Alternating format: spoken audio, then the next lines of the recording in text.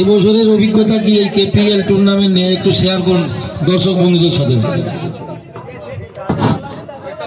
প্রথমত কেসিএ মানে পুরনো যে কেসিএ ছিল খেলার ক্রিকেট অ্যাসোসিয়েশন, ওর কাছ থেকেই আমাদের খেলা শেখা।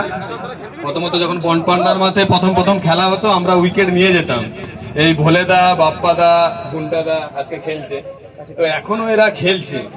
তারপর সব থেকে বড় কথা, এইরকম একটা বড় টুর্নামেন্ট অর্গানাইজ করা এবং অকশন করা সত্যি খুব একটা সমস্যার ব্যাপার। সেটা যে সুন্দরভাবে পরিচালনা করেছে তার জন্য কেসিএ এবং সাউদার্ন রয়্যালস ক্লাবকে প্রথমেই সাধুবাদ। মানে কোনো ভাষাতেই এটার হচ্ছে মানে ক্রিকেটকে আরো প্রচার করা হচ্ছে। এটা আমাদের লোকাল এরিয়ায় এখন সবাই মোবাইল বা গেমিং নিয়ে খুব ব্যস্ত থাকে, সেখানে ক্রিকেটের মতো একটা খেলার জন্য মাঠে দর্শক আসছে বা খেলা দেখছে, আনন্দ করছে, এটা খুব বড় ব্যাপার। সেই জন্য কেসিএ এবং সঙ্গে সাউদার্ন রয়্যালসকে অনেক সাধুবাদ।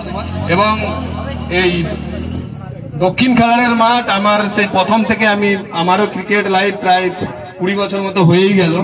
তো আমি সেই ছোটবেলা থেকে এই মাঠে খেলে এসেছি। শ্মশান মাঠ বলতো, এখন কেসিএ বা সাউদার্ন রয়্যালসের মাঠ নাম হয়েছে।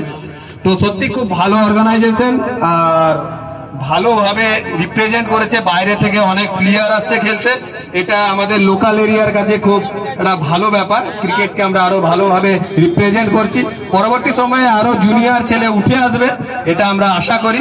এবং এইরকম আরো কেপিএল এর মতো বিপিএল যেমন হয়, আরো আমরা চাই যে লোকাল এরিয়া এরকম বড় বড় টুর্নামেন্ট হোক, যাতে লোকাল আরো ইয়ংস্টার উঠে আসে এবং ক্রিকেটকে এগিয়ে নিয়ে যায়।